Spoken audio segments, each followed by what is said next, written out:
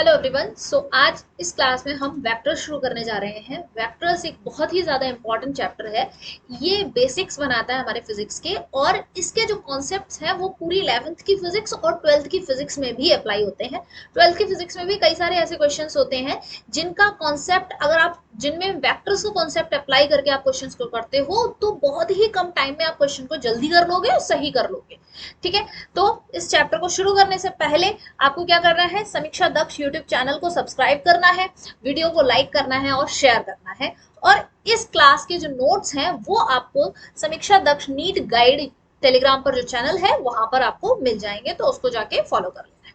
तो शुरू करते हैं। तो वेक्टर्स में हमारे पास हम क्या करते हैं, वेक्टर्स पढ़ने से पहले सबसे पहले देखो, फिजिक्स में जितनी भी फिजिकल क्वांटिटीज हैं, मतलब आप जो भी फिजिक्स में क्वांटिटीज पढ़ते हो, फोर्स, मास, टाइम, कुछ भी, जितनी भी टोटल फिजिकल क्वांटिटीज हैं, इन सभी को टू पार्ट्स में डिवाइड किया गया है। क्या है वो? स्केलर क्वांटिटीज और वेक्टर क्वांटिटीज। यानी कि फिजिक्स की सारी फिजिकल क्वांटिटीज को हमने स्केलर क्वांटिटीज और वेक्टर क्वांटिटीज में डिवाइड कर लिया है। अब हम बारी बारी से समझते हैं कि स्केलर क्वांटिटी क्या है और वेक्टर क्वांटिटी क्या है। तो स्केलर क्वांटिटी वो क्वांटिटीज होती हैं जिनके पास ओनली मैग्नीट्यूड होता है, ओनली मैग्नीट्यूड होता है।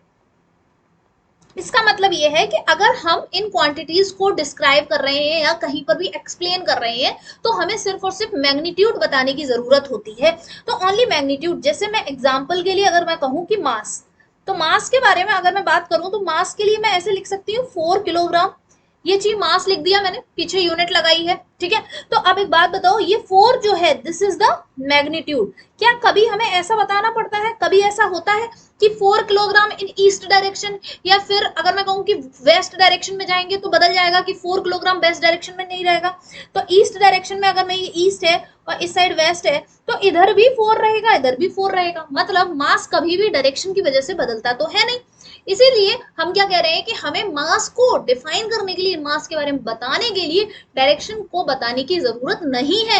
इसीलिए ये कौन सी क्वांटिटी कहलाएगी? स्केलर क्वांटिटी कहलाएगी। ठीक है, तो इसी तरीके से और भी होती है। वो क्या है? जैसे कि हम कह सकते हैं distance, distance, time, temperature, speed. इन सभी के बारे में हम आगे भी पढ़ेंगे। स्पीड क्या होता है, डिस्टेंस क्या होता है, इन सब के बारे में आगे नेक्स्ट चैप्टर्स में पढ़ेंगे। लेकिन अभी बस इतना समझना है कि ये जो फिजिकल क्वांटिटीज हैं ये सारी स्केलर क्वांटिटीज हैं। इन्हें स्पेसिफाई करने के लिए, इनके बारे में बताने के लिए हमें डायरेक्शन बताने की कोई जरूरत नहीं पड़ती है। ठीक है, इतनी बात क्लियर है। हम वॉल्यूम भी समझ सकते हैं, वॉल्यूम भी स्केलर क्वांटिटी है, डेंसिटी भी स्केलर क्वांटिटी है। ओके, तो इतनी बात क्लियर हो गई। अच्छा, नेक्स्ट पॉइंट इसमें हम ये समझते हैं कि स्केलर क्वांटिटीज जो भी होती हैं उनको हम सिंपल अपने मैथमेटिक्स के जो रूल्स होते हैं उनके थ्रू हम ऐड कर सकते हैं और सब्सट्रैक्ट कर सकते हैं। तो can be added, can be added and subtracted, subtracted by simple rules of mathematics या फिर सिंपल अलजेब्रा। ठीक है, इस तरह से कह सकते हैं। इसका मतलब क्या है? इसका मतलब, जैसे मैं फिर से एग्जांपल मास का ही लूं, तो मैंने कहा कि 4 किलोग्राम और फिर मैंने कहा कि 5 किलोग्राम। तो 4 किलोग्राम और 5 किलोग्राम दो बॉडीज थी मेरे पास, और उनका मास मैं अगर ऐड कर दूं तो मैं इनको कह सकती हूँ ना 9 किलोग्राम। तो 4 और 9 को मैंने सिंपल मैथ्स में जैसे ऐड करते हैं वैसे ऐड कर दिया, तो सिंपल मैथमेटिक्स से हम इसको सॉल्व कर लेते हैं। तो बेसिक खत्म। देन आता है कि वेक्टर क्वांटिटीज क्या होता है। तो वेक्टर क्वांटिटीज वो फिजिकल क्वांटिटीज होती हैं जिनके पास, जिनको स्पेसिफाई करने के लिए, जिनके बारे में एक्सप्लेन करने के लिए हमें क्या करना पड़ता है? Both magnitude, magnitude and direction, magnitude and direction. यानी कि अगर आप किसी भी वेक्टर क्वांटिटी के बारे में बात कर रहे हो तो आप अगर सिर्फ उसका मैग्नीट्यूड लिख दोगे तो वो पूरे नहीं है। आपको उसके बारे में ये भी बताना पड़ेगा कि किस डायरेक्शन के बारे में बात कर रहे हैं। जैसे कि एग्जांपल लेते हैं हम, जैसे कि हमारे पास डिस्प्लेसमेंट है। ठीक है, तो डिस्प्लेसमेंट एक ऐसी क्वांटिटी है जिसको बताने के लिए आपको बताना पड़ता है कि किस डायरेक्शन में डिस्प्लेसमेंट है। जैसे मैंने कहा कि ये पॉइंट है ए, ये पॉइंट है बी। ठीक है, तो हम ए से लेकर बी की तरफ जा रहे हैं। तो ए से लेकर बी की तरफ जाने के लिए जो शॉर्टेस्ट पाथ है, ये पॉइंट था ए, ये पॉइंट था बी। ए से बी हम चाहते तो ऐसे भी जा सकते थे, ऐसे घूमकर, वैसे तो कितना भी लंबे पाथ से जा सकते हैं, लेकिन जो शॉर्टेस्ट पाथ है, शॉर्टेस्ट जो पाथ है उसी को हम क्या कहते हैं, डिस्प्लेसमेंट।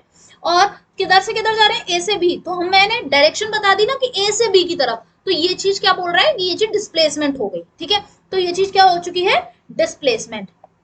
इसको यहाँ रख देते हैं। इसी तरीके से हमारे पास वेलोसिटी होती है, वेलोसिटी। अब वेलोसिटी कैसे है, जैसे मैंने कहा कि मेरे पास ये एक कोई इस तरह से बनाते हैं, मेरे पास ये एक कार है, ठीक है, ये मेरे पास एक कार है। वो कार जो है इस तरह से मैंने कहा कि ये 4 मीटर पर सेकंड से चल रही है, 4 मीटर पर सेकंड। तो अगर सिर्फ इतना लिखा है कि 4 मीटर पर सेकंड, तो इतनी बात क्या हो गई, ये चीज हो गई स्पीड। स्पीड क्या हो गई, 4 मीटर पर सेकंड। लेकिन अगर मैंने ये कह दिया कि 4 मीटर पर second towards east, towards east, मतलब ईस्ट की डायरेक्शन में ये 4 मीटर पर सेकंड चल रही है, तो यही चीज क्या हो चुकी है अब, वेलोसिटी, ठीक है। यही चीज क्या हो गई है अब, वेलोसिटी। तो स्पीड और वेलोसिटी में क्या डिफरेंस है, स्पीड एक स्केलर क्वांटिटी है जहां पे हम डायरेक्शन के बारे में नहीं बता रहे हैं, और वेलोसिटी क्या है, वेलोसिटी में हम क्या कर रहे हैं, यहाँ पर साथ में हमने डायरेक्शन भी दे दी है, ठीक है। तो और एग्जांपल्स देख लेते हैं हम। ऐसे वेलोसिटी हो गया, acceleration, acceleration, okay, force, torque, ये सभी क्या है, हमारे वेक्टर क्वांटिटीज हैं। तो इसके बारे में डिटेल में अभी हम आगे पढ़ते जाएंगे, अभी सब बेसिक नेम पढ़ना है, ठीक है। आगे बढ़ते हैं। अभी हम देखते हैं कि रिप्रेजेंटेशन ऑफ वेक्टर, यानी कि किसी भी वेक्टर को हम कैसे रिप्रेजेंट कर सकते हैं। तो रिप्रेजेंटेशन करने के लिए मेरे पास दो तरीके हैं। जैसे पहले हम एक एग्जांपल से समझते हैं।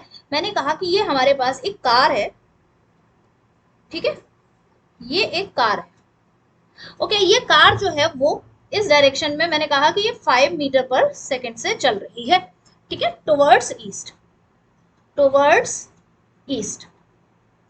ये बात, इसके बारे में हमें बात दी गई है। तो ये क्या चीज दी हुई है, ये वेलोसिटी दी हुई है। तो ये क्या दिया हुआ है मुझे, ये वेलोसिटी, ये वेलोसिटी दी है। तो वेलोसिटी दी हुई है मेरे को 5 मीटर पर second towards east, towards east, okay. अच्छा, अब इसको रिप्रेजेंट कैसे करेंगे, वेलोसिटी का सिंबल क्या होता है, वी। तो अब हमें यहाँ पर यह समझना है कि हमारे पास रिप्रेजेंटेशन दो तरीके के होते हैं। एक रिप्रेजेंटेशन होता है सिंबॉलिक रिप्रेजेंटेशन, यानी कि हम सिंबल में क्या बनाते हैं, सिंबल कैसा बनाते हैं, वेक्टर को स्पेसिफाई करने के लिए, वेक्टर के बारे में बताने के लिए। तो हम क्या करेंगे, सिंपल वेलोसिटी का जो सिंबल है, यानी कि वेलोसिटी दी हुई थी, उसी के ऊपर एक एरो लगा देंगे। तो ये क्या हो जाएगा, 5 मीटर पर सेकेंड टुवर्ड्स ईस्ट, ठीक है। तो ये चीज मेरे क्या हो गई, ये जो मैंने वेक्टर के ऊपर एरो लगा दिया है, यही चीज मेरा क्या है, सिंबॉलिक रिप्रेजेंटेशन बन चुका है, ठीक है। अब उसके बाद अगर मैं बात करूं कि सिंबॉलिक रिप्रेजेंटेशन के बाद आता है कि अच्छा, यहाँ पे देख लिया ना हमने, क्या कर दिया है कि put arrow on the symbol, ठीक है। सिंबल के ऊपर हम क्या कर देंगे, एरो पुट कर देंगे, ओके। अब उसके बाद हम देखते हैं कि हमें ग्राफिकल रिप्रेजेंटेशन देखना है, ग्राफिकल रिप्रेजेंटेशन। ग्राफिकल रिप्रेजेंटेशन का मतलब है कि जो कि आपने देखा होगा कई बार हम एरो बना के दिखाते हैं। तो ग्राफिकल रिप्रेजेंटेशन में हम क्या करते हैं कि वेक्टर को हम एरो के फॉर्म में बताते हैं।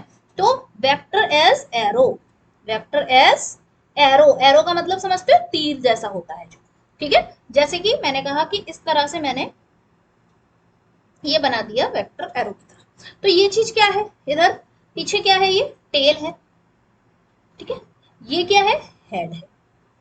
तो ये जो हेड होता है और ये टेल है, तो मतलब एरो में हेड होता है और एक टेल होता है, ठीक है, एक हेड है और एक टेल है।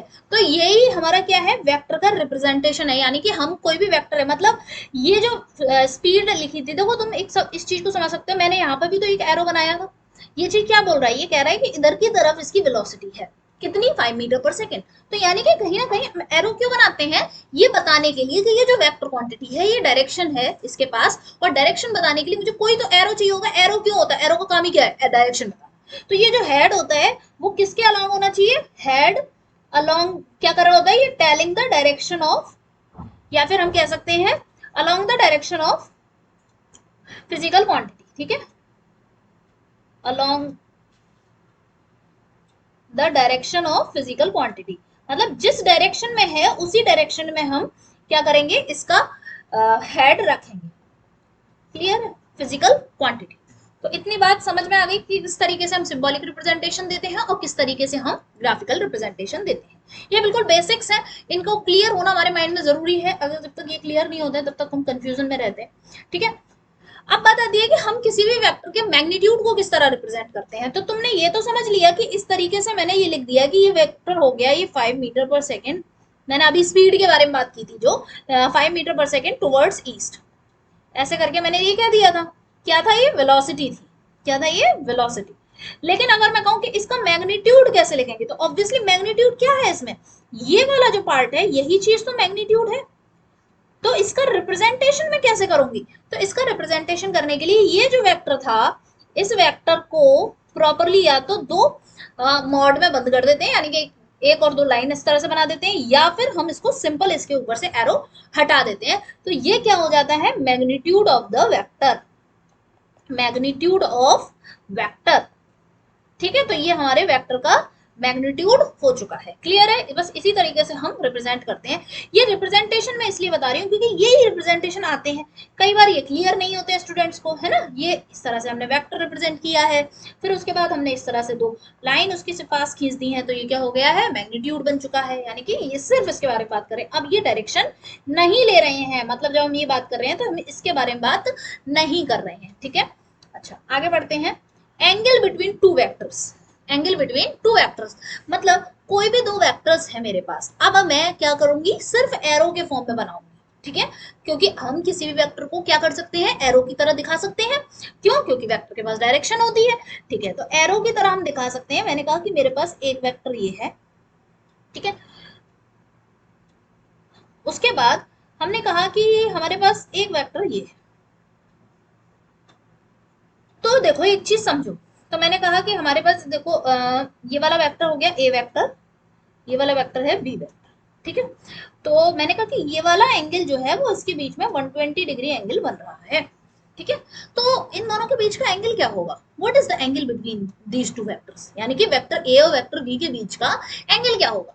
तो तुम कहोगे क्या 120 डिग्री, नहीं, यहां पर 120 डिग्री नहीं होगा। क्यों नहीं है 120 डिग्री, क्योंकि 120 डिग्री जब आप एंगल बता रहे हो तब देखो ध्यान से कि यहाँ पर एक का हेड दूसरे की टेल से टच हो रहा है, एक का हेड दूसरे की टेल से टच हो रहा है। पर जब भी हम दो वेक्टर्स के बीच का एंगल लेते हैं तो हमें उनकी टेल्स टच करानी पड़ती हैं। तो मुझे क्या करना पड़ेगा, ये जो वेक्टर था इसको उठाकर मैं इस तरह रखूं कि ये बिल्कुल एक ही टेल पर टच कर जाए। अच्छा, तो इसको उठाकर इधर से उठाकर अगर मैं इधर ले आऊंगी तो क्या बदल जाएगा, नहीं ये नहीं बदलेगा, क्योंकि कोई भी वेक्टर है, अगर ये वेक्टर इस तरीके से है, ये वाला जो वेक्टर है इसको उठाकर मैं अगर पैरेलली कहीं पर भी ले जाती हूँ तो इससे कोई भी वैल्यू नहीं बदलती है। तो हम क्या कर सकते हैं, जैसे मैंने ये उठाया और मैंने ये यहाँ रख दिया। ठीक है, इस तरीके से मैंने यहाँ रख दिया। तो अब यहाँ पर देखो कि पहले ये इधर इस तरह से यहाँ पर यही तो एंगल 120 डिग्री था। तो अब ये वाला एंगल कितना होगा, ऑब्वियसली 180 डिग्री, यानी कि ये पूरा कितना है 180 डिग्री। तो 180 में से 120 माइनस करोगे तो ये वाला पार्ट क्या आ जाएगा, जो नया एंगल छोटा वाला है वो क्या हो जाएगा 60 डिग्री। तो एग्जैक्ट एंगल क्या हो गया इन दोनों के बीच का, 60 डिग्री। तो कोई भी वेक्टर के बीच में अगर हमें एंगल देखना है तो हम ऐसे नहीं देखते हैं कि हमें ये चीज ध्यान रखनी होती है क्या उन दोनों वेक्टर्स की टेल टच है या नहीं है। नहीं है तो एक वेक्टर को उठा के लाओ और उसकी टेल पे टच कर दो, और जैसा रखा था वैसा का वैसा ही उठाना है। तुम देख सकते हो कि पहले ये वेक्टर यहाँ पर ऐसे करके रखा हुआ और फिर मैंने क्या किया, यहाँ से उठा के इसे यहाँ शिफ्ट कर दिया और ऐसे लिया। तो मतलब पैरेलल ही तो है, देखो ये वाली ये और ये दोनों पैरेलल ही है। तो पैरेलल शिफ्टिंग जब भी होती है तो वेक्टर नहीं बदलता है। ठीक है, क्लियर है इतनी बात, ओके। तो अब हम आगे बढ़ जाएं, इसको हटा देते हैं।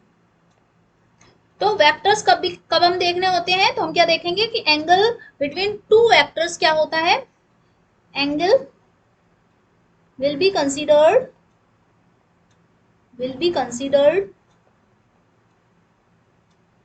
as the smallest angle between two vectors when their tails are touching, their tails are in contact, ठीक है, टेल्स आर इन कॉन्टैक्ट, ठीक है। तो ये वाली बात ध्यान रखेंगे, when their tails are in contact. Okay, चलो आगे बढ़ते हैं। यहाँ पर वही बात है, अगला हेडिंग है movement of vector. Movement of vector यानी कि एक वेक्टर को हम अगर एक जगह से दूसरी जगह लेके जा रहे हैं तो हम दो तरीके से मूवमेंट कर सकते हैं। पहला मूवमेंट ये है कि हम किसी भी वेक्टर को पैरेलली मूव करें, तो vector is moved, vector is moved parallelly, moved parallel.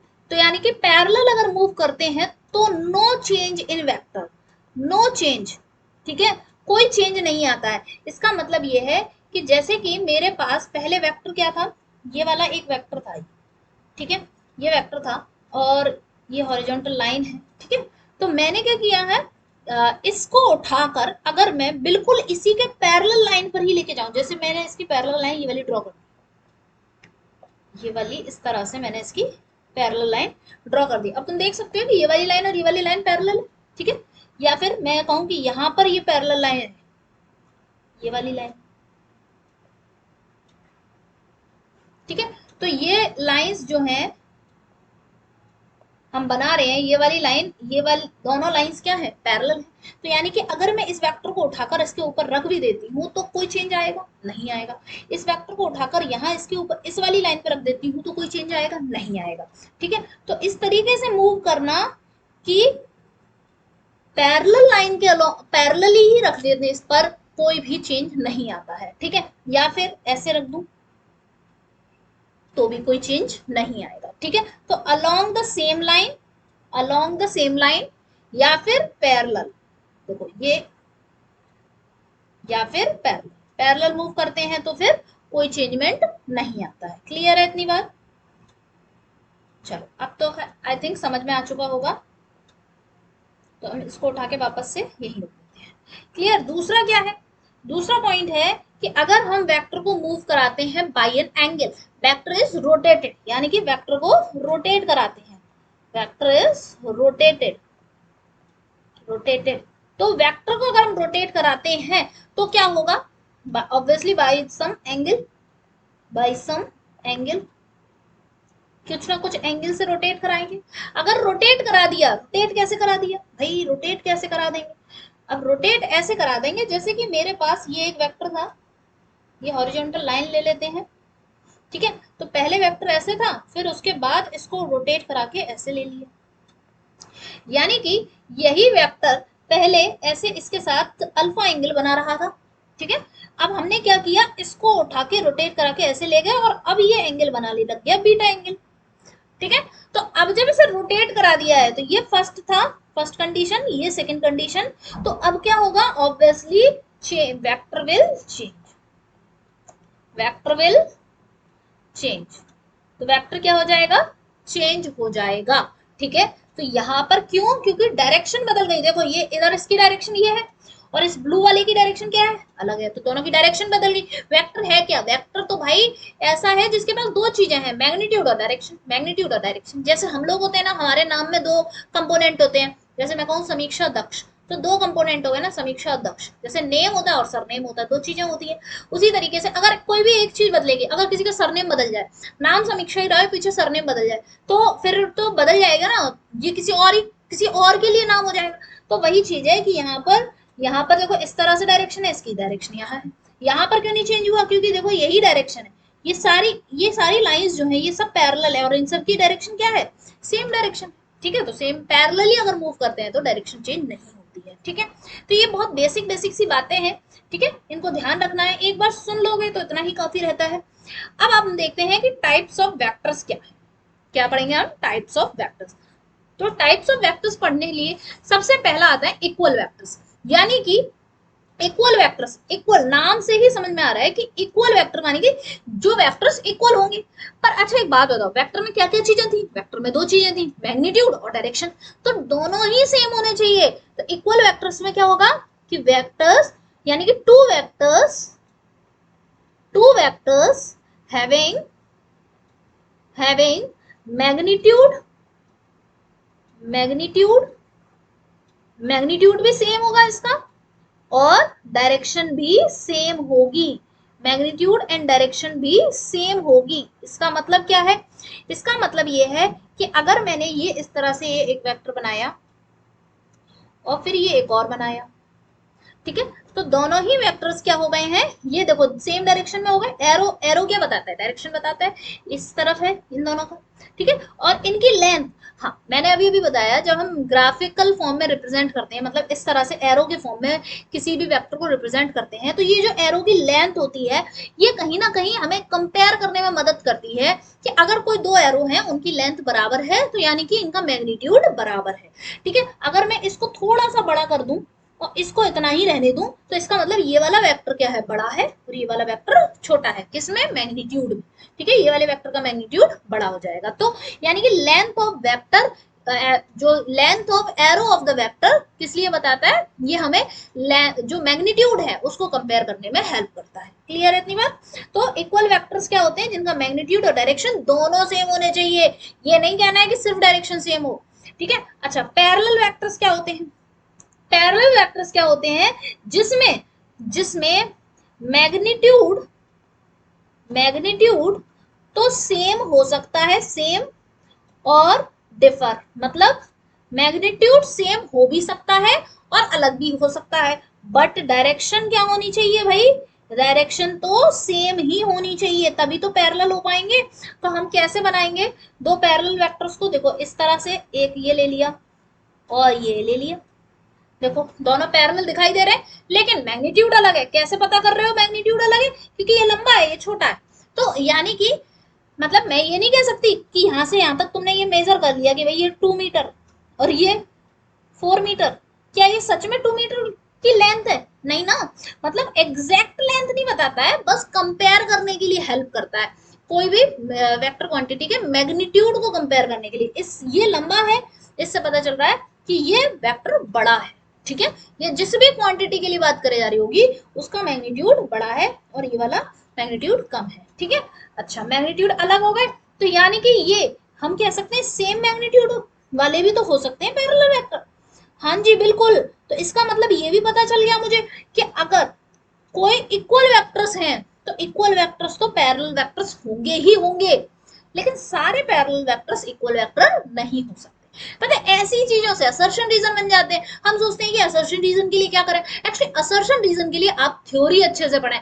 अगर नीट के एग्जाम में असर्शन रीजन आ रहे हैं, तो इसका मतलब ये है कि एग्जामिनर चाहता है कि आप अपनी थ्योरी को ज्यादा अच्छे तरीके से भी पढ़ो, ठीक है ना। जब थ्योरेटिकल कॉन्सेप्ट अच्छे होते हैं, तो असर्शन रीजन बहुत ही आसानी तरीके से हो जाते हैं, ठीक है।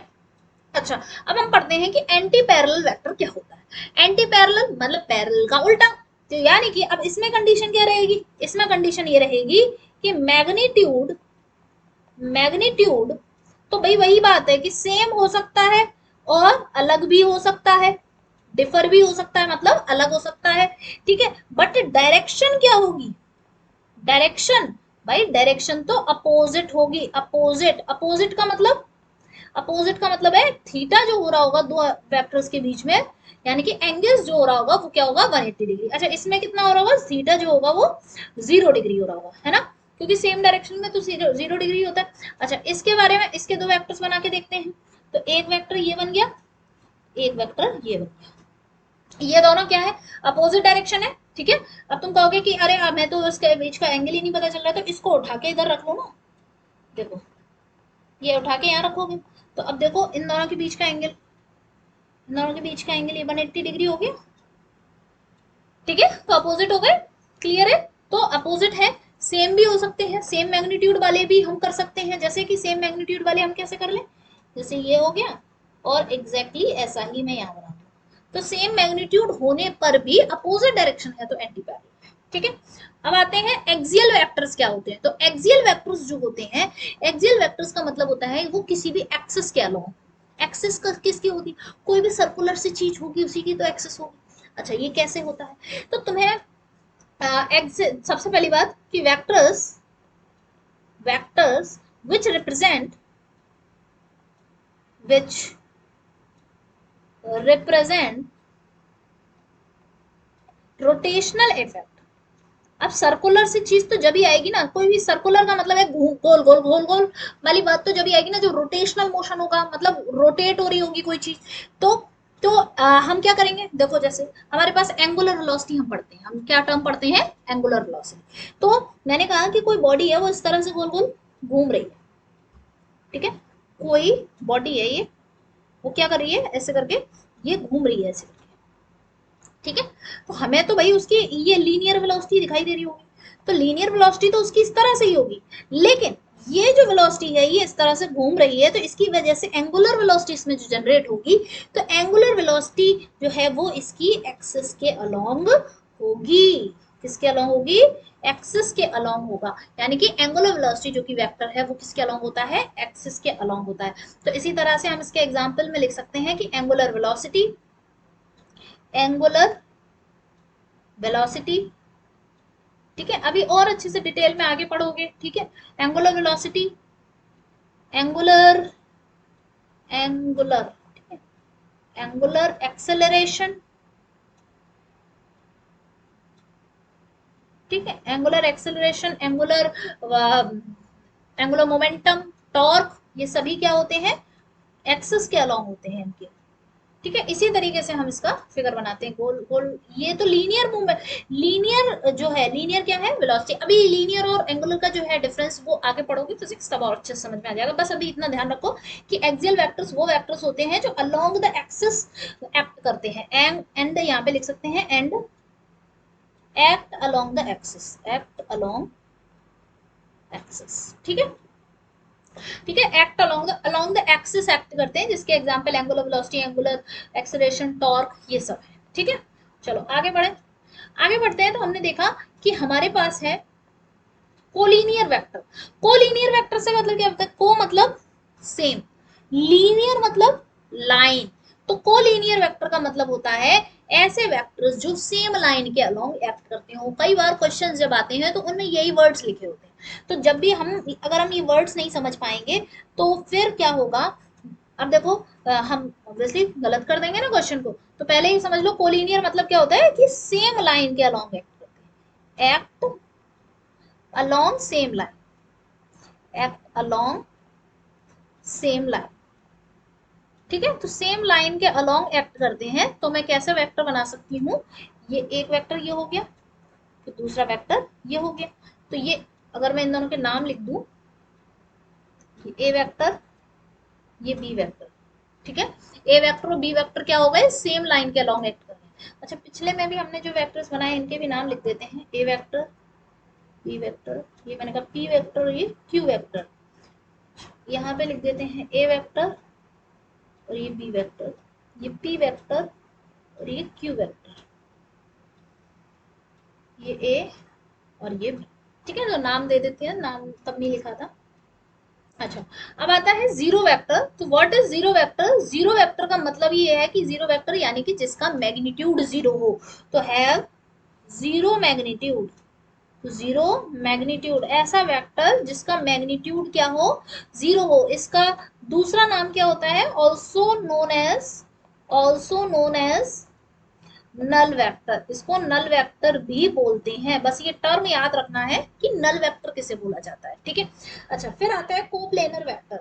तो कोप्लेनर से को का मतलब क्या होता है, सेम, प्लेनर मतलब प्लेन, मतलब एक ही प्लेन, जैसे मेरा हाथ है तो इस ये एक ही प्लेन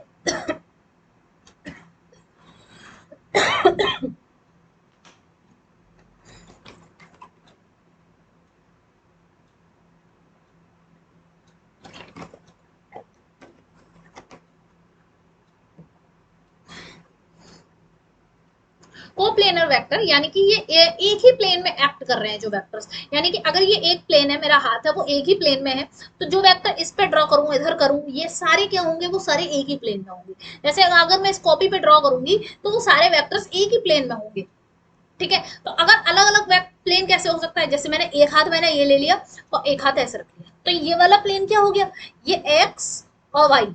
देखो हम कॉपी, इस चीज को समझने की कोशिश करो कि अगर मेरे पास इस तरह से मैंने अपना हाथ लिया हुआ है, तो इधर की तरफ हॉरिजॉन्टल जो लाइन खींचते हैं हम, हॉरिजॉन्टल लाइन जो होती है वो क्या होती है, हमारी एक्स एक्सिस, फिर वर्टिकल लाइन हमारी वाई एक्सिस, फिर बाहर की तरफ ऐसे ऊपर की तरफ हमारी जेड एक्सिस होती है। तो ये वाला एक्स वाई प्लेन हो गया। ये वाला क्या हो गया, ये मतलब जो ऊपर हाथ रखा है ये वाला क्या हो गया, वाई जेड प्लेन हो गया।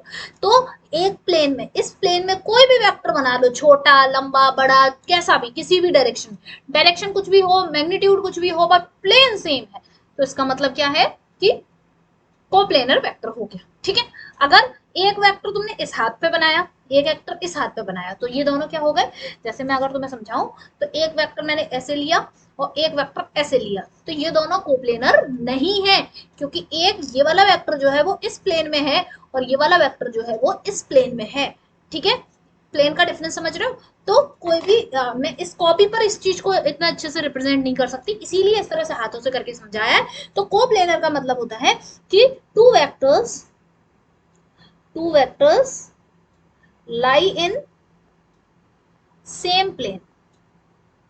ठीक है, इतना डिफिकल्ट नहीं है, सिंपल है, एक ही प्लेन में अगर लाई कर रहे हैं तो हम क्या कहेंगे, सेम प्लेन में वेक्टर है, तो कोप्लेनर वेक्टर्स होंगे। नेगेटिव वेक्टर क्या होता है, ये बहुत इंपॉर्टेंट हो जाता है नेगेटिव वेक्टर को समझना। तो what is a negative vector, तो क्या होता है कि जब भी हम when negative direction, when direction of A vector is reversed, is reversed, मतलब अगर किसी भी वेक्टर की डायरेक्शन को मैं उल्टा कर दूं, जैसे कि मान लो कि मेरे पास कोई वेक्टर ये है, ठीक है, तो ये मेरे पास एक वेक्टर है, क्या है, वेक्टर ए है। ठीक है, तो अभी ये इसकी डायरेक्शन किस साइड है, इधर की तरफ, ये ईस्ट है। ठीक है, तो इस डायरेक्शन में है अभी ये वेक्टर, मैं क्या करूं कि इसको पलट दूं, कैसे पलटू, कैसे पलटू, मैंने क्या किया, इसको इस तरह से, सेम वेक्टर है, इसको उठा के पलट दिया, तो अब मैं इसका नाम कैसे दे रही हूँ, मैं इसको बी वेक्टर दे देती हूँ। तो अब तुम देखो कि इसका मैग्नीट्यूड वाइज ये सेम है, बस इसकी डायरेक्शन इधर थी, इसको पलट के मैंने अपोजिट डायरेक्शन में रख दिया। तो जब भी हम किसी वेक्टर को पलट के अपोजिट डायरेक्शन में रख देते हैं तो वो उसका नेगेटिव वेक्टर बन जाता है। तो यानी कि B vector is negative vector of, negative vector of A vector. ठीक है, तो हम क्या लिख सकते हैं कि B vector is equals to negative vector of A. तो ये वाली बात बहुत अच्छे से ध्यान रखनी है, ये वाली बात बहुत अच्छे से ध्यान रखनी है कि व्हाट इज नेगेटिव वेक्टर। तो नेगेटिव वेक्टर कुछ नहीं है, ऑब्वियसली किसी किसी वेक्टर का, ऑब्वियसली अगर मैंने ये इधर रखा है तो मैं इसको उठा के ऐसे कर दूं तो ये क्या हो गया, नेगेटिव वेक्टर बन गया। ठीक है, ये वाला जो है, अब जो है ये इस पहले वाले का नेगेटिव वेक्टर बन चुका है। और नेगेटिव वेक्टर जब भी हम करते हैं तो हम क्या करते हैं, ये ऐसे करके नेगेटिव साइन लगा देते हैं। ठीक है, तो हम इस जगह पर इसको ऐसे भी लिख सकते हैं माइनस ए। ठीक है, माइनस ए वेक्टर। अच्छा, फिर आता है हमारे पास यूनिट वेक्टर। तो what is unit vector, unit vector होता है जिसका मैग्नीट्यूड 1 हो। तो व्हाट इज यूनिट वेक्टर, कोई पूछे व्हाट इज यूनिट वेक्टर, तो vector have magnitude, magnitude equal to 1। ठीक है, इक्वल टू 1, जिसका मैग्नीट्यूड क्या हो, 1 हो। और फिर ये यूज किस लिए होता है, यूज्ड फॉर स्पेसिफाइंग डायरेक्शन। यानी कि ये सिर्फ और सिर्फ किस लिए यूज होता है, डायरेक्शन बताने के लिए यूज होता है। तो एक बात बताओ, कोई भी वेक्टर होता है, जनरल जनरल बात है, वेक्टर के पास क्या क्या चीजें होती है, एक होता है मैग्नीट्यूड और एक होता है डायरेक्शन, दो ही दो चीजें होती है। ये मैग्नीट्यूड भी मैंने 1 के बराबर कर दिया, तो अब इसके पास रह क्या गया, डायरेक्शन। तो ये डायरेक्शन की तो बताएगा, इसलिए इसका मेन काम क्या है, डायरेक्शन। अच्छा, तो हम ये रिप्रेजेंट कैसे करते हैं, रिप्रेजेंट कैसे करते हैं, तो रिप्रेजेंटेड बाई, अच्छा एक बात बताओ, जनरल वेक्टर कैसे रिप्रेजेंट किया जा रहा था, कोई वेक्टर लेके उसके ऊपर एरो बना देते थे, ये एक जनरल वेक्टर था, जनरली वेक्टर। ठीक है, ये एक वेक्टर था कोई भी। अब रिप्रेजेंटेशन ऑफ यूनिट वेक्टर, तो क्या यूनिट वेक्टर भी ऐसे लिखा जाता है, नहीं, रिप्रेजेंटेशन कैसा है कि अगर ये है इसके ऊपर कैप लगा देंगे, मतलब by putting cap, by putting cap on it, cap on it, यानी कि इसको टोपी पहना देते हैं, टोपी पहना दी तो बन गया यूनिट वेक्टर। ठीक है, तो इसको हम क्या बोल देते हैं, तो ए कैप क्या है, ए कैप इज द, तो ये ए कैप क्या है, ए कैप क्या है, यूनिट वेक्टर है, किसका, unit vector, unit vector of vector A, इस वेक्टर ए का यूनिट वेक्टर है। अच्छा, कैसे इसका एक फॉर्मूला रहता है। क्या रहता है वो फॉर्मूला? देखो उसको आज बहुत ही सिंपल लैंग्वेज में समझाऊंगी मैं, कभी नहीं भूलोगे तुम। ये ए, तुमने क्या किया है कि ए कैप बना दिया। ए कैप क्या है? Unit vector of vector A. तो ए कैप यानी कि कोई भी यूनिट वेक्टर है, चलो पहले बेसिक लैंग्वेज में लिख लेते हैं। तो कोई भी यूनिट वेक्टर जो है वो किस तरह से लिखा जाता है? यूनिट वेक्टर हमेशा vector upon its magnitude, it's magnitude, ठीक है, इट्स मैग्नीट्यूड। कैसे? जैसे मैंने कहा कि ये ए कैप है, यही तो यूनिट वेक्टर था, तो किस वेक्टर का था? ए वेक्टर का। और अपॉन में क्या कर देंगे? Magnitude of A vector. इस तरह से लिख दिया। अब कभी भूल जाओगे तो क्या करोगे?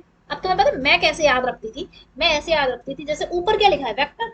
तो वेक्टर के पास क्या है? मैग्नीट्यूड और डायरेक्शन। और नीचे क्या लिखा है? मैग्नीट्यूड। मैग्नीट्यूड से मैग्नीट्यूड कैंसिल हो गया, बच गया डायरेक्शन। तो और डायरेक्शन सिर्फ किसके पास थी? यही तो यूनिट वेक्टर था। मतलब ये मेरा याद करने का तरीका है कि मतलब मैग्नीट्यूड से मैग्नीट्यूड कट गया, बचा क्या? डायरेक्शन। और यूनिट वेक्टर के पास होता ही क्या है डायरेक्शन के अलावा? तो बस डायरेक्शन ही तो है। मतलब इसको इससे काट देंगे तो वन ही तो बचेगा। इन दोनों को काटिए तो वन बचा, यानी कि मैग्नीट्यूड वन हो गया और डायरेक्शन। तो बस इसके पास डायरेक्शन है। ठीक है, तो ऐसे याद रख सकते हो, कभी नहीं भूलोगे। ऊपर मैग्नीट्यूड है और डायरेक्शन है, नीचे मैग्नीट्यूड, तो मैग्नीट्यूड से मैग्नीट्यूड कैंसिल, बचा क्या? डायरेक्शन। ठीक है, तो ऐसे याद रख लेना।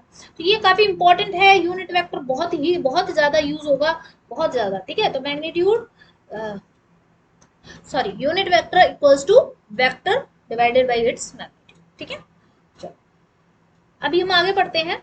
अभी हमने देखा कि मल्टीप्लीकेशन ऑफ वेक्टर्स क्या होता है।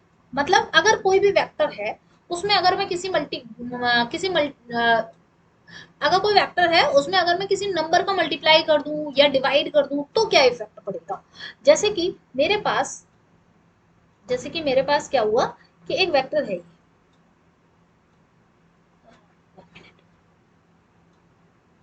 ये वेक्टर है, ठीक है। इसका नाम हम दे देते हैं, वेक्टर ए। ठीक, ये एक वेक्टर है। अब मैंने क्या किया, इसकी दो कंडीशन कर रही हूँ। इसमें मैंने एक बार टू से मल्टीप्लाई कर दिया, माने कि यानी कि टू से मल्टीप्लाई कर दिया किसमें? Vector A. तो ये क्या बन गया? Two A vector. तो अब क्या होगा इसके साथ? अब तो भाई इसके डायरेक्शन पे इफेक्ट नहीं पड़ेगा। सबसे बड़ी बात यहाँ पे समझने वाली ये है कि जब भी आप किसी नंबर से मल्टीप्लाई कर देते हैं या डिवाइड कर देते हैं किसी वेक्टर में, तो उसकी डायरेक्शन पे कोई असर नहीं पड़ता। तो हम कैसे बनाएंगे इसका? उसकी डायरेक्शन नहीं बदलेगी, वो क्या बदलेगा? सिर्फ और सिर्फ मैग्नीट्यूड। और वो कितना हो जाएगा? मैग्नीट्यूड पिछले वाले का दुगना, पिछले वाले का दुगना। ठीक है, तो देखो अब मैंने जो बनाया वो क्या हो गया? बड़ा बनाया। ठीक है, और लगभग लगभग इसका क्या है? डबल। ठीक है, लगभग पिछले वाले का डबल बनाया। अच्छा, अगर मैं कहूं कि मैंने इसमें क्या कर दिया, ए ए वेक्टर में वन बाई टू, यानी कि डिवाइड कर दिया है मैंने टू का। ठीक है, तो फिर क्या होगा? तो ऑब्वियसली क्या होगा कि अब ये छोटा हो जाएगा। इसको इधर ले आते हैं, इधर। ठीक है, अब क्या होगा? ये वेक्टर जो होगा वो छोटा हो जाएगा। कैसे हो जाएगा? क्यों? हाफ हो जाएगा। ठीक है, हाफ करते हैं, एग्जैक्टली हाफ। ठीक है,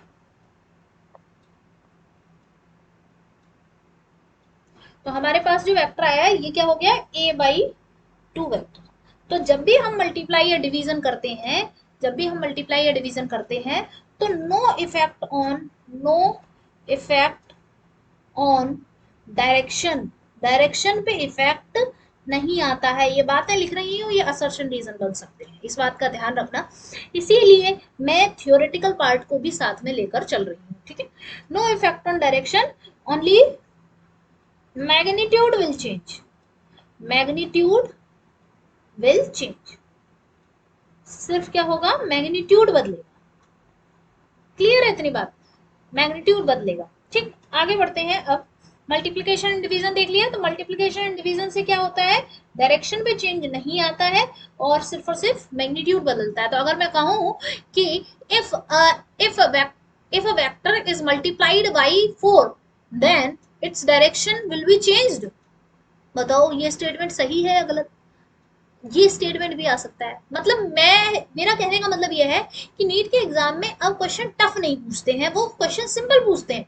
हम सिंपल चीजों से भाग जाते हैं, हम सोचते हैं बहुत टफ टफ चीजें कर ले। हमें अपने बेसिक्स कंसेप्ट को स्ट्रॉन्ग करना बहुत जरूरी है। इसीलिए मैं जितनी भी बातें, जितने भी कॉन्सेप्ट्स बोल रही हूँ उनको जरूर पकड़ के चलना, क्योंकि उनमें से क्वेश्चंस आने के चांसेस हैं। क्योंकि जो बुक्स में जितना भी लिखा है, जितना भी कॉन्सेप्ट बन सकता है, वो सारा कुछ मैं इसमें कवर अप करा रही हूँ। ठीक है, तो इन सब चीजों का ध्यान रखना। चलो अब आगे बढ़ते हैं। Addition of two vector. अब हमने मल्टीप्लाई कर लिए, डिवाइड कर लिया, अब हम क्या करेंगे, दो वेक्टर्स को जोड़ेंगे। ठीक है, तो दो वेक्टर्स को अगर हमें जोड़ना है, ठीक है, मेरे पास एक वेक्टर ये रहा, एक वेक्टर ये रहा, ये ए वेक्टर हो गया, ये बी वेक्टर हो गया, ये दो वेक्टर है मान लो। तो दो वेक्टर्स को मुझे जोड़ना है, तो मैंने तुम्हें स्टार्टिंग ही की थी, तब मैंने बताया था कि स्केलर क्वांटिटीज वो फिजिकल क्वांटिटीज होती हैं जिनको हम आराम से ऐड कर सकते हैं सिंपल मैथमेटिक्स के रूल से, और जो वेक्टर क्वांटिटीज होती हैं उनको हम ऐसे ऐड नहीं कर सकते हैं। तो हमें क्या करना पड़ेगा, हमें कुछ स्पेशल रूल्स होते हैं जो जिनकी वजह से हम वेक्टर क्वांटिटीज को ऐड करते हैं। तो वो रूल्स क्या है, वो यही रूल्स है। ठीक है, पहला क्या होता है, triangle law of vector addition. ठीक, दूसरा क्या है, parallelogram law of vector addition. तीसरा है polygon law of vector addition. तो तीनों को बारी बारी से पढ़ेंगे बिल्कुल अच्छे तरीके से, जो भी इसका कॉन्सेप्ट है सारा। ठीक है, फिर आता है, सबसे पहले हम पढ़ते हैं triangle law of vector addition. ठीक, तो triangle law of vector addition क्या कहता है मेरा, कि ऑब्वियसली आपको दो लॉ, आपको क्या करने हैं, दो वेक्टर्स लेने। तो हम क्या करेंगे कि हमारे पास दो वेक्टर्स हैं और ट्राइंगल लॉ आ रहा है, तो ट्राइंगल लॉ का मतलब ही क्या है कि इसमें आपको जो दो वेक्टर्स हैं उनको ट्राइंगल की दो साइड्स के अलोंग अरेंज करना है। तो यानी कि टू वेक्टर्स, पहले मैं लिख देती हूं फिर आगे पढ़ना। Two vectors aligned along the along the two sides of a triangle किसी भी ट्राइंगल के दो साइड्स के अलोंग आप ऐसे, मतलब जो दो वेक्टर्स को आपको जोड़ना है उन दो वेक्टर्स को ऐसे रख लो कि जैसे किसी ट्राइंगल की दो साइड्स के अलोंग आपने रख लिया हो। ठीक है, कैसे, in the in the in the same order, in the same order, same order. अब ये सेम ऑर्डर का मतलब क्या है, इसका मतलब भाई ये है कि इसका मतलब ये है कि head of one vector touch tail of another vector. ये बात समझना बहुत जरूरी है। ठीक है, टेल ऑफ अनदर वेक्टर, इसका मतलब क्या है। अच्छा, अभी मैं आगे लिख के डायग्राम बना के बताऊंगी। अगर आपने इस तरह से अरेंज कर लिया है, देन द रिजल्टेंट यानी कि जो फाइनल आंसर आएगा, resultant of these vectors will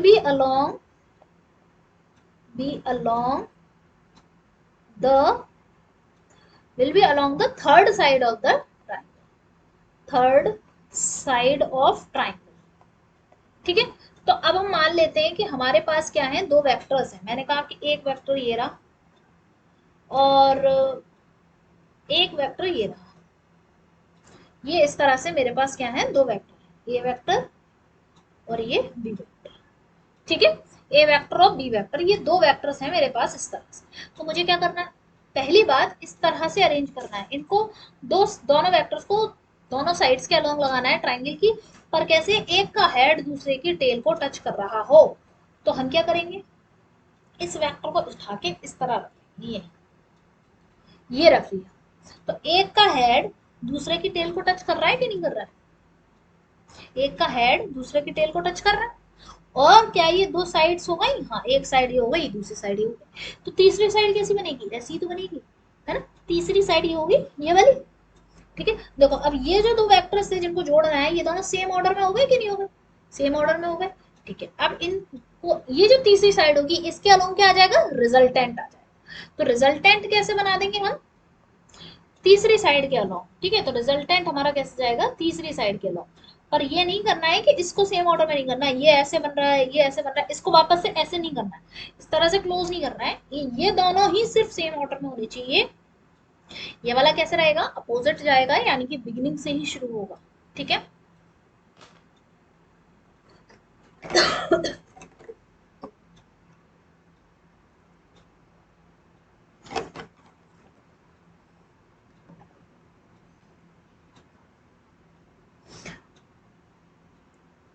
हमारा ये रिजल्टेंट बन जाएगा। ठीक है, ये चीज मेरा क्या बन चुकी है, रिजल्टेंट। अच्छा, तो अब हम इसे लिखेंगे कैसे, हम लिखेंगे कि R vector is equals to A vector plus B vector. इस तरीके से मेरा रिप्रेजेंटेशन हो गया। अच्छा, अब बात तो ये आती है कि हमें तो इसके मैग्नीट्यूड भी चाहिए, जिसका मैग्नीट्यूड चाहिए, रिजल्टेंट का मैग्नीट्यूड चाहिए, तो कैसे निकालें। तो हमें क्या करना पड़ेगा, इन दोनों के बीच का एंगल चाहिए, इन दोनों के बीच का एंगल चाहिए। फिर से बात को समझना, पिछली बातें जो बताई है वो यूं ही नहीं बताई है, हर जगह यूज होंगी। देखो, इसका और इन दोनों के बीच का एंगल चाहिए, तो क्या ये वाला एंगल होगा, बताओ क्या ये वाला एंगल हो सकता है, इसका हेड और उसकी टेल को टच कर रहा है, नहीं ये एंगल नहीं हो सकता। तो फिर कौन सा होगा, तो फिर तुम्हें क्या करना पड़ेगा, ये वाला एंगल इसके बीच का नहीं हो सकता। तो अगर मैं ये वाला वेक्टर जो है इसको उठा के यहाँ रख दूं, तो फिर ये एंगल बनेगा ना इन दोनों के बीच में। फिर से समझना, ये जो वेक्टर बी है, देखो चलो हम बना ही लेते हैं, ये जो वेक्टर बी है इसको उठा के मुझे ऐसे के ऐसे यहाँ रखना पड़ेगा। ठीक, और जब ये यहाँ रख दूंगी तो ये वाला जो एंगल है, दिस इज द थीटा। ठीक, अब देखो इसे उठा के लेके चले, इसको उठा के लेके चलेंगे तो क्या होगा, ये एंगल के साथ ये यही था वापस से, तो this is the angle theta. Books में अक्सर यही दिया होता है। ठीक है, तो ये कहीं और से नहीं आया है, ये वाला हम अक्सर ऐसे करके लिखा होता है कि ये वाला एंगल हो जाएगा इन दोनों के बीच में। तो समझ में इसलिए नहीं आ पाता है क्योंकि ये कहीं और से नहीं है, उठा के अभी मैंने रखा था ना वैसे ही। तो ये वाला वेक्टर जब मैंने उठा के यहाँ रख लिया था तो ये ऐसे बन गया था, तो दोनों की टेल टच हो रही थी, टेल टच हो रही थी तो थीटा एंगल ले लिया, और असल में वो यही एंगल हो गया। ठीक है, तो ये वाला एंगल मेरे पास क्या हो गया, थीटा। अच्छा, फिर उसके बाद अगर ये आर है, आर वेक्टर मान लेते हैं कि ये ए वेक्टर के साथ, यानी कि रिजल्टेंट वेक्टर जो है, ये रिजल्टेंट वेक्टर ए वेक्टर के साथ अल्फा एंगल बना रहा है। ठीक है, अच्छा चलो अभी हम क्या करेंगे, मुझे आर वेक्टर का मैग्नीट्यूड चाहिए। कैसे आता है, डेरिवेशन क्या है, उसकी नीड हमें बिल्कुल भी नहीं है, क्योंकि हमें कहीं पर जाके डराइव नहीं करना है कि किस तरह से आया। तो हम क्या करेंगे, A square plus B square plus 2ab cos थीटा। तो थीटा क्या है, theta is the angle between the two vectors, vector A and vector B. तो यहाँ पर थीटा क्या है, angle between vector A and vector B. और ए क्या है एंड बी क्या है, ये ए और बी ये क्या है, मैग्नीट्यूड्स। तो ये वाला फॉर्मूला हम कब लगाएंगे, magnitude of A vector and B vector. तो ये वाला फॉर्मूला हम कब अप्लाई करेंगे, बच्चे पता है कंफ्यूज हो जाते हैं कौन सा फॉर्मूला कब अप्लाई करें। तो इस बात को ध्यान रखो, ये वाला फॉर्मूला हम जब अप्लाई करेंगे जब हमें वेक्टर ए और वेक्टर बी का मैग्नीट्यूड दिया हो और उनके बीच में एंगल दिया हो। ठीक है, तो कब अप्लाई करेंगे, जब उन दोनों के बीच में, मेरे साथ बोलो कि जब उन दोनों के बीच में वेक्टर का मैग्नीट्यूड दिया हो और उन दोनों के बीच का एंगल दिया हो, तब हम इस वाले फॉर्मूले को यूज करेंगे। क्लियर है इतनी बात, ठीक है। अच्छा, अब बात आती है कि क्वेश्चन हमसे ही पूछ लेता, तो ये मैं यहाँ पे लिख देती हूँ, ठीक है, मैग्नीट्यूड ऑफ रिजल्टेंट। ठीक है, मैग्नीट्यूड ऑफ रिजल्टेंट। तो यानी कि अगर मुझे वेक्टर ए और वेक्टर बी का मैग्नीट्यूड दे रखा है, उनके बीच का एंगल दे रखा है, और मुझसे रिजल्टेंट का मैग्नीट्यूड निकलवाया, तो मैं इस फॉर्मूले को यूज करूंगी। और भी तरीके होते हैं जिसमें हमें रिजल्टेंट का मैग्नीट्यूड निकालना होता है, पर डिपेंड ये करता है कि हमें दिया क्या है। हर जगह हर फॉर्मूला नहीं लगाया जाता है। ठीक है, यहाँ पर ये फॉर्मूला कब लगाना है, मतलब ये फॉर्मूला है किसके लिए, मैग्नीट्यूड ऑफ रिजल्टेंट पता करने के लिए। लेकिन कब हम इसे लगाएंगे, जब हमें ए और बी का मैग्नीट्यूड दिया हो और उन दोनों के बीच का एंगल दिया हो। अभी मैं आगे तुम्हें बताऊंगी, वहां पर भी हम रिजल्टेंट का मैग्नीट्यूड निकाल रहे होंगे, लेकिन इस फॉर्मूले से नहीं निकालेंगे, अलग फॉर्मूला है। क्यों, क्योंकि वहां पर हमें ए और बी का मैग्नीट्यूड नहीं दे रखा होता। ठीक है, उसको आगे पढ़ेंगे, उसको अभी मत सोचो, लेकिन इन शब्दों को ध्यान रखना। ठीक है, अच्छा आगे बढ़ते हैं कि अगर मुझसे तुमसे ये पूछ ले कि ये जो रिजल्टेंट है इसकी डायरेक्शन क्या होगी, तो क्वेश्चन में लिखा ही इस तरीके से होता है कि डायरेक्शन ऑफ रिजल्टेंट। तो रिजल्टेंट की डायरेक्शन क्या होगी, रिजल्टेंट की डायरेक्शन क्या होगी, तो हम कैसे निकालते हैं, हमें क्या करना होता है कि हमें बस एंगल बताना होता है, यानी कि हमें इस वेक्टर का एंगल बताना होता है किसी ए वेक्टर है, इसके साथ एंगल बता दो, यानी कि tan अल्फा पूछ रहा है, अल्फा पूछने की कोशिश कर रहा है, तो tan अल्फा निकालने के लिए हम क्या करेंगे, अब तो मैं ट्रिक बताऊं, देखो हमें डेरिवेशन तो करना नहीं है, तो हम क्या करेंगे, ट्रिक देखेंगे। तो अल्फा किसके साथ बन रहा है, ए वेक्टर के साथ, ए वेक्टर के साथ बन रहा है, यानी कि बी के साथ नहीं बन रहा है, तो बी के साथ नहीं बन रहा है, तो B sine theta upon B cos theta, sine theta upon cos theta तो होता है ना tan theta, sine theta upon cos theta क्या होता है, टेन थीटा, तो इस तरह से याद रखेंगे। और जिसके साथ नहीं बन रहा है, यानी कि बी के साथ नहीं बन रहा है, तो B sine theta upon B cos theta. अब ये पूरा नहीं है फॉर्मूला, यहाँ पर नीचे लगाएंगे प्लस ए, ठीक है, प्लस ए, यानी कि ए के साथ बन रहा है तो ए ही लगा देंगे, ठीक। तो ये वाला फॉर्मूला यूज करके हम क्या निकालते हैं, डायरेक्शन ऑफ रिजल्टेंट। अच्छा, तो ये सब चीजें तो मैंने तुम्हें बता दी। अभी मैं ये वाला जो फॉर्मूला था, ये वाला फॉर्मूला यानी कि r equals to under root A square plus B square plus 2ab cos theta, इसी में अगर हम हमारे पास ये फॉर्मूला वापस से लिखते हैं कि r equals to under root A square plus B square plus 2ab cos theta, यानी कि ये क्या है, रिजल्टेंट ऑफ टू वेक्टर्स, ठीक है। तो ये रिजल्टेंट ऑफ टू वेक्टर्स कब मैक्सिमम होगा, कब मैक्सिमम होगा, तो कब मैक्सिमम होगा, जब थीटा जो है वो 0 डिग्री, जब थीटा क्या होगा 0 डिग्री, थीटा 0 डिग्री होगा तो क्या हो जाएगा, कॉस थीटा की वैल्यू, यानी कि कॉस 0 की वैल्यू क्या हो जाती है 1, और कॉस 0 की वैल्यू यानी कि यहाँ पर हम 1 पुट कर देंगे तो हमारे पास आर मैक्स की वैल्यू क्या आ जाती है, आर मैक्स की वैल्यू आती है ए प्लस बी के बराबर,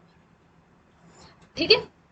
अच्छा, ये मिनिमम कब होता है, ये मिनिमम कब होगा, जब थीटा जो है वो हमारा क्या हो जाए 180 डिग्री, 180 डिग्री मतलब cos 180 की वैल्यू क्या होती है -1, -1, ठीक है। तो -1 हो जाएगी तो आर मिनिमम क्या हो जाएगा मेरा a minus B, a minus B अगर, या फिर b माइनस ए, मतलब इन दोनों में से जिसका भी मैग्नीट्यूड ज्यादा हो वो हम लिख लेंगे, ठीक है। अच्छा, तो ये आर मैक्स और आर मिनिमम तो हमने समझ लिया। अगर मैं कंडीशन ये कहूं कि, चलो पहले कुछ क्वेश्चंस कर लेते हैं, फिर उसके बाद वो कंडीशन वाली बात बताऊं। क्वेश्चंस है हमारे पास, क्वेश्चन ये है कि two forces whose magnitude are in the ratio 3:5 give a resultant of 28 Newton, मतलब दो फोर्सेस हैं, ठीक है, उनका जो रेशियो है, रेशियो दे रखा है 3:5, उनका जो रिजल्टेंट आता है, ये रेशियो जो दे रखा है वो मैग्नीट्यूड का रेशियो है, और उनका जो रिजल्टेंट है वो 28 न्यूटन है। If the angle of inclination, यानी कि उनके बीच का एंगल क्या है 60 डिग्री है, तो बताओ find the magnitude of each force, यानी कि तुम्हें देखो एंगल दे रखा है, रिजल्टेंट दे रखा है और मैग्नीट्यूड पूछा है, तो अब क्या करोगे, एंगल और मैग्नीट्यूड दे रखा है ना, रिजल्टेंट का मैग्नीट्यूड दे रखा है, तो फॉर्मूला तुम क्या लगाओगे, R equals to under root A square plus B square plus 2ab cos theta, ये वाला फॉर्मूला लगाएंगे। आप क्या करोगे, आप वीडियो को पॉज करो और उसके बाद इस क्वेश्चन को पहले खुद से सॉल्व करो, ठीक है, फिर उसके बाद चेक करो कि मैं किस तरह से कर रही हूँ, ठीक। अब उसके बाद हम देखते हैं कि हमारे पास टू फोर्सेस है, मान लेते हैं कि एक फोर्स है F1 और दूसरा फोर्स है F2, इन दोनों का रेशियो मुझे 3:5 दे रखा है, तो मैं इसको F1 इक्वल्स टू ऐसे लिख सकती हूँ 3x, F2 इक्वल्स टू लिख सकती हूँ 5x, ठीक है। जब भी हमें रेशियो में दिया होता है तो हम इस तरीके से अपने फोर्सेस को या फिर अपनी वैल्यूज को लिख सकते हैं। तो यानी कि मैं अगर ए, यहाँ पर दो फोर्सेस है ना, कितने एंगल पे 60 डिग्री, तो यहाँ पर ये F1 वेक्टर हो गया, ये हो गया F2 वेक्टर, इन दोनों के बीच में एंगल क्या है 60 डिग्री। तो अब हम रिजल्टेंट की वैल्यू निकालने के लिए, अच्छा रिजल्टेंट की भी वैल्यू मुझे दे रखी है, क्या दे रखी है 28 equals to under root A square, यानी कि 3x का स्क्वायर प्लस 5x का square plus 2 into 3x into 5x, यहाँ रख मल्टीप्लाई cos 60, ठीक है। तो इस तरीके से हम इसको सॉल्व करने वाले हैं। इसका जो अंडर रूट है ये जो अंडर रूट है, मैं अगर यहाँ से ये अंडर रूट हटाऊंगी तो यहाँ पर क्या हो जाएगा, स्क्वायरिंग हो जाएगी, तो 28 का स्क्वायर हो जाएगा। ठीक है, इसको मैं कैसे लिख सकती हूँ, 28 × 28।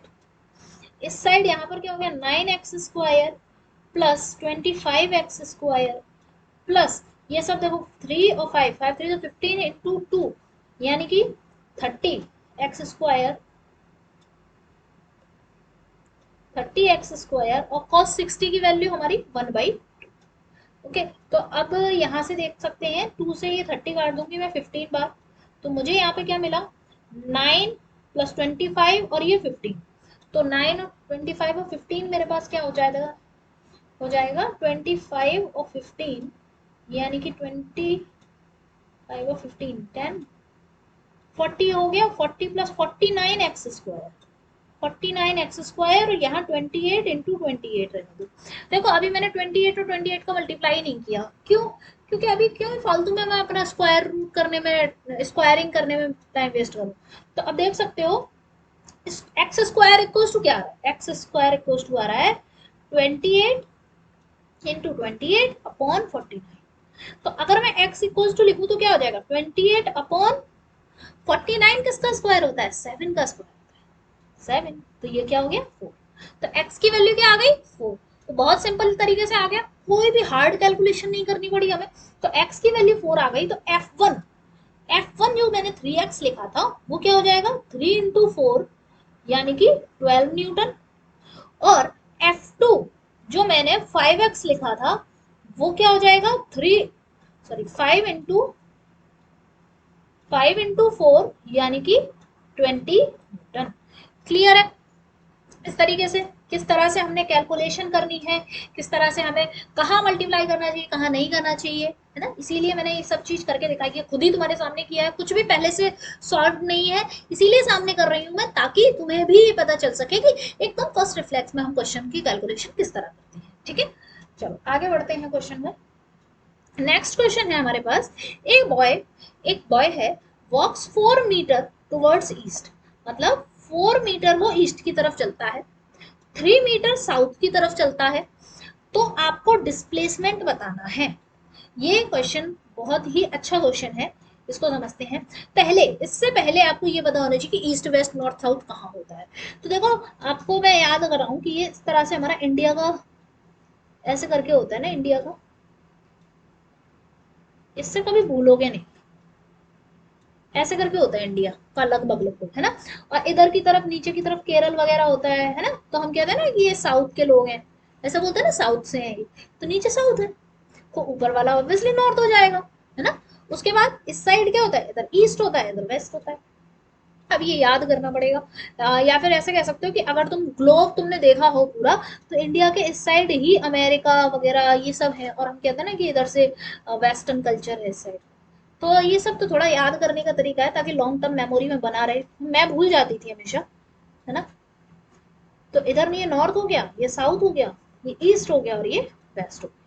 अच्छा, अब आते हैं क्वेश्चन सॉल्व करने पे। तो क्वेश्चन ये कह रहा है कि ये एक बॉय है, वो 4 मीटर पहले ईस्ट में जाता है, 4 मीटर ईस्ट में चलता है,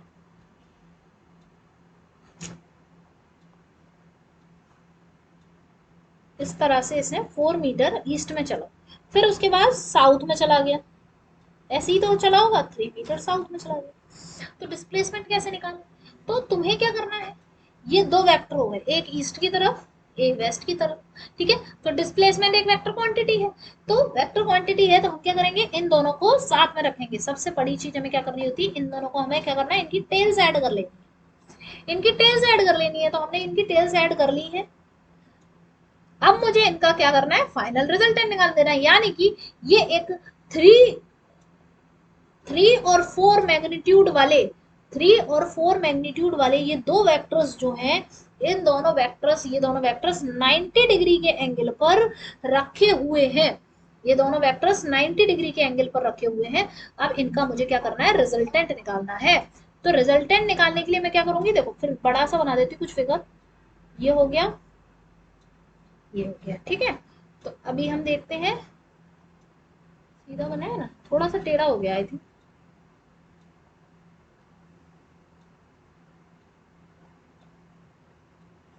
तो ये 3 मैग्नीट्यूड है इसका, इसका 4 मैग्नीट्यूड है, इन दोनों के बीच में एंगल क्या है 90 डिग्री। तो इनका रिजल्टेंट ऑब्वियसली कहाँ से आएगा, ऑब्वियसली हम क्या करेंगे, अब मुझे इनका रिजल्टेंट चाहिए, ठीक है, इनका रिजल्टेंट चाहिए। तो अल्टीमेटली मेरे पास क्या है, दो वेक्टर्स हैं जिनका मैग्नीट्यूड दिया है और एंगल भी दिया हुआ है। तो मैग्नीट्यूड और एंगल दिया हो और रिजल्टेंट का मैग्नीट्यूड निकालना हो तो हम क्या करते हैं, अपना वही formula R equals to under root A square plus B square plus 2ab cos theta. ठीक है, यही फॉर्मूला लगा देंगे। तो लगा दो अब जरा जल्दी से, 3 का स्क्वायर प्लस 4 का square plus 2 into 3 into 4 into cos 90। तो cos 90 की वैल्यू क्या होती है, जीरो होती है, तो ये चीज जीरो, तो ये सब कुछ जीरो हो जाएगा। ठीक है, ये सारा मैटर क्या है, ये जीरो हो जाएगा। तो मैं r इक्वल्स टू क्या लिख सकती हूँ, under root 3 square plus 4 square, यानी कि r equal square equals to 9 plus 16 मतलब 25। तो r इज इक्वल्स टू 5। तो दिस इज द डिस्प्लेसमेंट। तो जब भी इस तरीके के क्वेश्चन आएंगे तो फिर ध्यान रखेंगे ना कि हम क्या करेंगे, डिस्प्लेसमेंट निकालेंगे। सॉरी, अब विजिबल है आई थिंक, है ना, क्या करेंगे हम, डिस्प्लेसमेंट निकालेंगे। तो ये डिस्प्लेसमेंट हो गया, क्या आया 5। क्लियर है इतनी बात, ओके। नेक्स्ट क्वेश्चन जो है, ये क्वेश्चन मैं आप लोगों को होमवर्क दे रही हूँ, इसको सॉल्व करना। क्वेश्चन मैं बता देती हूँ कि there are two vectors of magnitude 3 and 4। Simple है, बहुत सिंपल है। दो वेक्टर्स हैं, एक का 3 मैग्नीट्यूड है, ठीक है, और एक का 4 मैग्नीट्यूड है। एंगल उसका 60 डिग्री दे रखा है। तो अब आपको बताना है magnitude and direction of resultant. तो अब क्या करोगे मैग्नीट्यूड निकालने के लिए R equals to under root A square plus B square plus 2ab cos theta, इसके लिए फॉर्मूला लगाएंगे। डायरेक्शन के लिए क्या लगाएंगे, सोचो क्या लगाएंगे, मैंने बताया था tan अल्फा वाला फॉर्मूला लगेगा। तो बिल्कुल सिंपल सा क्वेश्चन है, जैसा अभी पिछला केस कराया है उसी के जैसा ही है। ठीक है, तो इस क्वेश्चन को आप सॉल्व करोगे, ठीक है, तो ये पीडीएफ में टेलीग्राम चैनल पे भेज दूंगी। बाकी का जो है वो हम नेक्स्ट लेक्चर में कवर अप करेंगे, जिसमें हम parallelogram law of vector addition पढ़ेंगे और polygon law, subtraction of vectors, सब कुछ पढ़ेंगे। ठीक है, तो बिल्कुल बेसिक से कवर करते हुए चल रहे हैं। तो साथ के साथ पढ़ते हुए चलना अपने नोट्स। अगर मैं मेरी रिकमेंडेशन तो यही है कि इन नोट्स को बनाने में, लिखने में टाइम वेस्ट मत करो, क्योंकि टाइम जितना ज़्यादा तुम अगर क्वेश्चन सॉल्व करने पे करोगे वो चीज़ ज़्यादा अच्छी रहेगी। इसीलिए इनकी सिंपल प्रिंट आउट निकलवाओ। एक पेज में 2-3 स्लाइड्स आ जाती हैं, लगभग 3-4 स्लाइड्स भी कवर अप कर लेते हैं स्टूडेंट्स एक पेज में, और फिर उन्हीं पर अपना हाईलाइट करो, पेन चलाओ, और लिखने में टाइम वेस्ट मत करो, क्वेश्चन सॉल्व ज़्यादा करो। एक बुक फिक्स कर लो, उसी के कंप्लीट क्वेश्चंस लगाओ। ओके, तो टेलीग्राम चैनल पर फॉलो कर लेना, और चैनल को सब्सक्राइब कर देना, वीडियो को लाइक कर देना, शेयर कर देना, और कमेंट्स में मुझे ज़रूर बता के जाना कि किस तरीके का क्या रिस्पॉन्स रहा और कैसा लगा तुम्हें इसको पढ़ना। ठीक है, okay, thank you, bye bye.